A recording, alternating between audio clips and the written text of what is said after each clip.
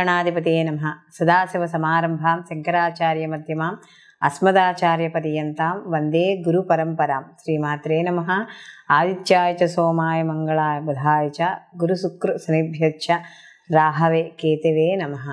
ప్రేక్షకులకందరికీ కూడా శ్రీ క్రోధినామ సంవత్సర ఉగాది శుభాకాంక్షలు.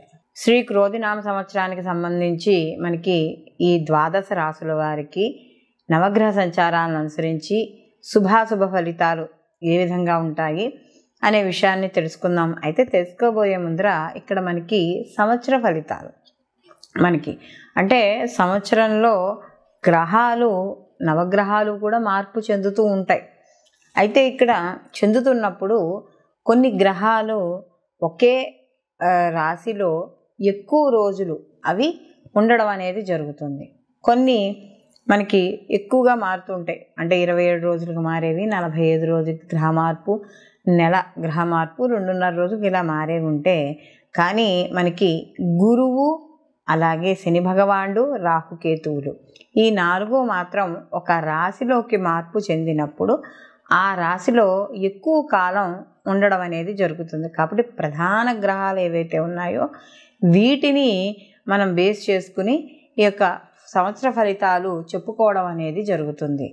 గురువు అయితే ఒక రాశిలో సంవత్సరం పాటు ఉండడం అనేది జరుగుతుంది. మధ్యలో కాస్త వక్రీకరించడం, మళ్ళీ ముందుకు వక్రత్యాగం పొందడం ఇలాంటివి ఉంటాయి. అలాగే శని భగవానుడు కూడా రాహుకేతులు ఎప్పుడు అపసవ్యంలోనే వాళ్ళు ప్రయాణం చేయడం చేసినా కూడా ఒకే రాశిలో వీళ్ళు 18 నెలలు సంచారం చేయడం అనేది జరుగుతుంది. శని భగవానుడు 2.5 సంవత్సరాలు. కాబట్టి ఈ ప్రధాన గ్రహాలు ఏవైతే ఉన్నాయో వాటిని ఆధారంగా చేసుకుని మనం ఈ సంవత్సర ఫలితాలు, అసలు వీళ్ళకి ఆదాయ వ్యయాలు ఎలా ఉంటాయి, రాజ్యపూజ్యము అవమానం ఎలా ఉంటుంది, ఇలాంటి విషయాలన్నీ కూడా మనం ఇప్పుడు తెలుసుకుందాం. కన్యారాశికి అధిపతుడు వచ్చి బుధుడు.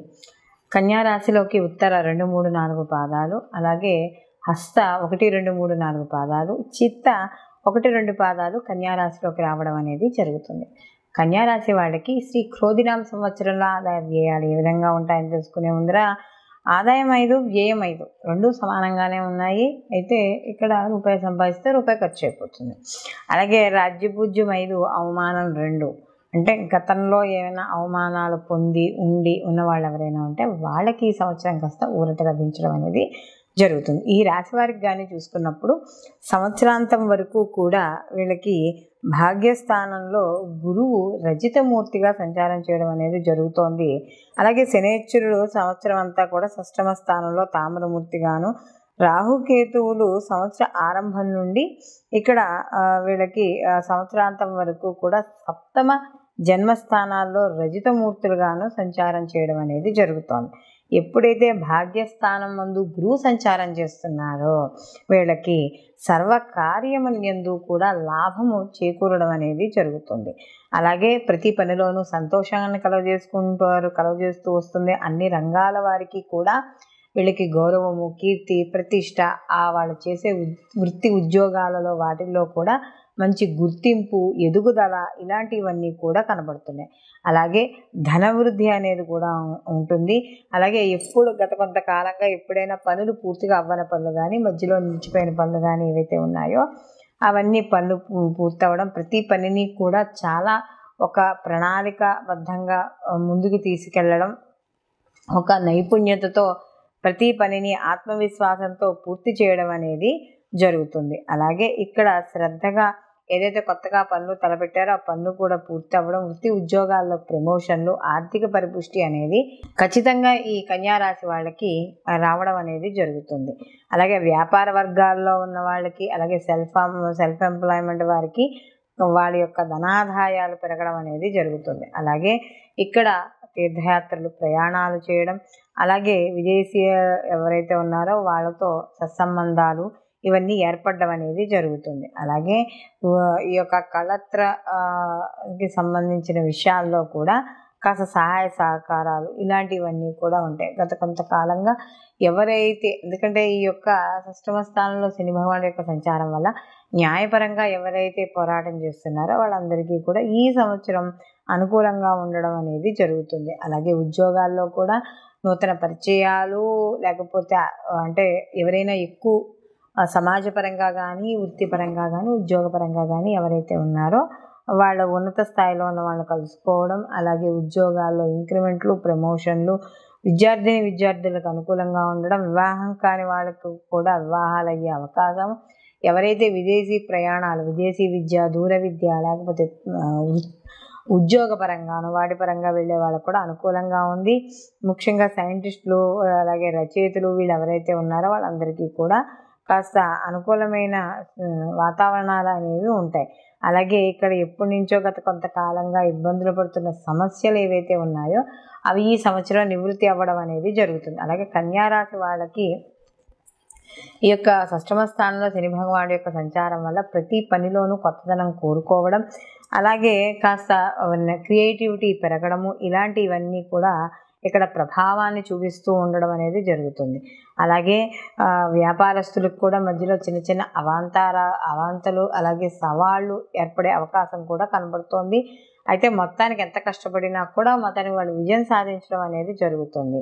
అలాగే ముఖ్యంగా ఇక్కడ ప్రతి పనికి కూడా బంధువులు, మిత్రుల యొక్క సహాయ సహకారాలు పూర్తి స్థాయిలో అందడం అనేది జరుగుతుంది. వృత్తి, ఉద్యోగ, వ్యాపారాల పరంగా కూడా మంచి పోటీ ఏర్పడము, అందులో ముందుకు దూసుకెళ్ళిపోతూ ఉండి విజయం సాధించడం, మంచి లాభాలు పొందడం అనేది కూడా జరుగుతుంది.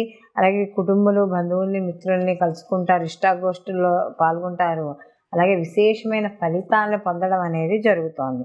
అలాగే ఇక్కడ ఈ కన్యారాశి వాళ్ళకి కానీ చూసుకున్నప్పుడు ఈ భార్యాభర్తల విషయాల్లో కావచ్చు, పిల్లల విషయాల్లో కావచ్చు మంచి అవగాహన, అందరూ కలిసి భోజనం చేయడం, లేకపోతే సంతోషకరం ఏదైనా ఒక వార్త ఉంటే అందరూ దాన్ని పంచుకోవడం, ఇలాంటివన్నీ కూడా కనబడుతూ ఉంటాయి.